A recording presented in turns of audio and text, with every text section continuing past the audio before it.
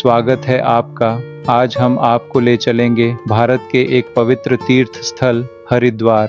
हरिद्वार उत्तराखंड राज्य में स्थित है और इसे गंगा नदी का प्रवेश द्वार भी कहा जाता है। यहाँ हर साल लाखों श्रद्धालु आते हैं गंगा स्नान करने और आध्यात्मिक शांति प्राप्त करने।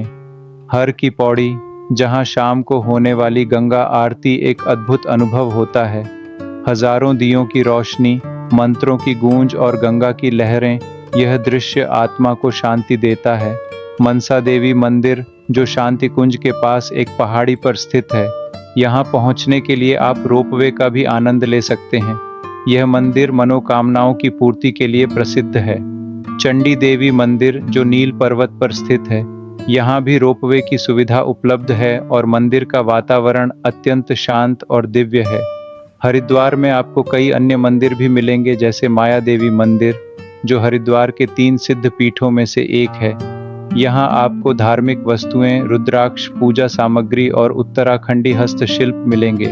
साथ ही हरिद्वार का स्थानीय भोजन जैसे आलू पूरी, कचौड़ी और मिठाइयाँ भी जरूर चखें। हरिद्वार सिर्फ एक धार्मिक स्थल नहीं, बल्कि एक आध्यात्मिक अनुभव है। यहाँ की हवा में ही भक्ति और शांति का एहसास होता है।